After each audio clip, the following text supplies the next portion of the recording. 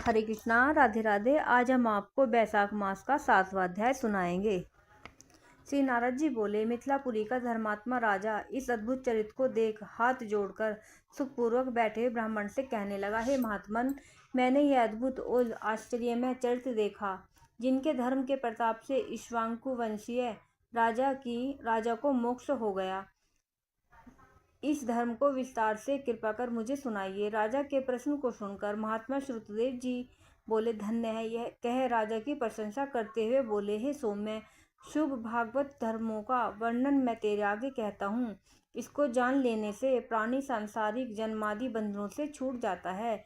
बैसाख में जो धर्म है, जैसे जल का घड़ा देना, प्याऊ लगाना, मार्ग में छाया करना, बावड़ी, कुआं, तालाब, धर्मशाला बनवाना, सूर्योदय से पहले प्रतिदिन स्नान करना, मधुसूदन भगवान का सुगंधित कोमल पुष्पों से पूजन करना, कथा सुनना, मार्ग से थके हुए की हवा करना, श्रम को दूर करने वाला गोरस गुड़ का शरबत पिलाना, जूता, खड़ाऊ, छतरी, पंखा, तिल, शहद, ईख, कपूर, कस्तूरी, चंदन, सुगंधित वस्तु, शैया, खाट, फल, दही, नैवेद्य आदि दान करना, गौओं को घास डालना, अन्नदान इत्यादि करना, शरीर पर तेल आदि मर्दन न करना, पत्ते पर भोजन करना, यह सब धर्म बैसाख मास में उत्तम है। स्त्रियों को माधव भगवान का पूजन फूलों से करना चाहिए। ऐसा न करने से पुत्र, आयु तथा पति सुख प्राप्त नहीं होते हैं।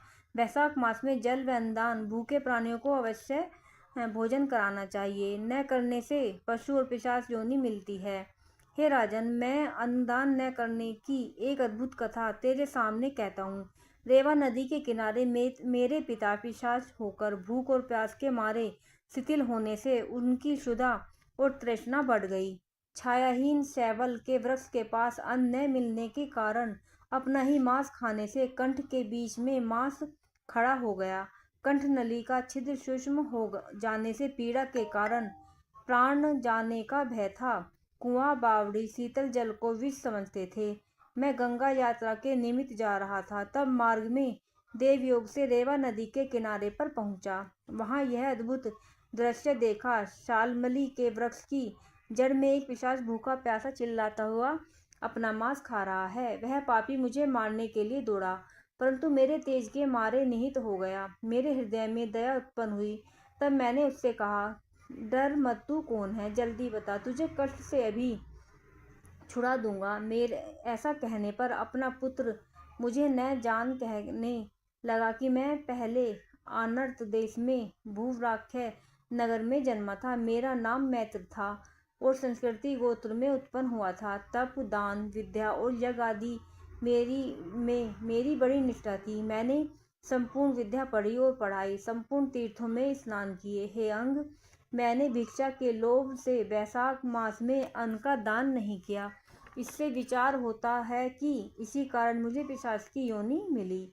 अब मेरे घर पर श्रुतदेव नाम का पुत्र है, जो बड़ा ख्यातिवान है। उससे मेरी दशा कह देना कि तेरा पिता अन्नदान न करने से स्वर्ग नहीं गया और नर्मदा नदी के तीर पर बड़ा दुखी हो अपना ही मांस खाकर वृक्ष की जड़ में पिशाच बना बैठा है। अतः पिता की पिशाच योनि से छुड़ाने के लिए बैसाख मास में प्रातःकाल स्नान कर विष्णु पूजा और भक्तिपूर्वक जल से मेरा तर्पण करे। फिर किसी ब्राह्मण को अन्नदान करे, जिससे कि मैं विष्णु पद को प्राप्त हो जाऊं। यदि तुम मुझ पर दया करोगे तो तुम्हारा कल्याण होगा। अपने पिता की ऐसी बात सुनकर दुख के मारे उनके पांवों पर बहुत देर तक लकड़ी की भांति पड़ा रहा और अपनी निंदा कर नेत्रों से आंसू भर कहने लगा कि हे पिता, तुम्हारा पुत्र मैं ही हूँ। देवयोग से मैं यहाँ आ गया हूँ।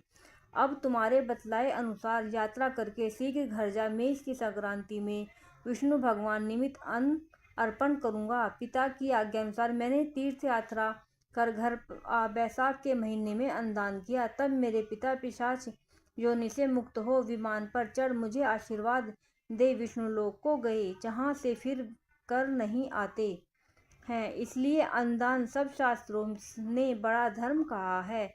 हे राजन, यह सब धर्मों में सारभूत है जो मैंने कह दिया। अब और किस बात को सुनने की तेरी इच्छा है सो पूछ, मैं तुझसे सत्य ही कहूँगा। राधे राधे। बोलो मधुसूदन भगवान की जय।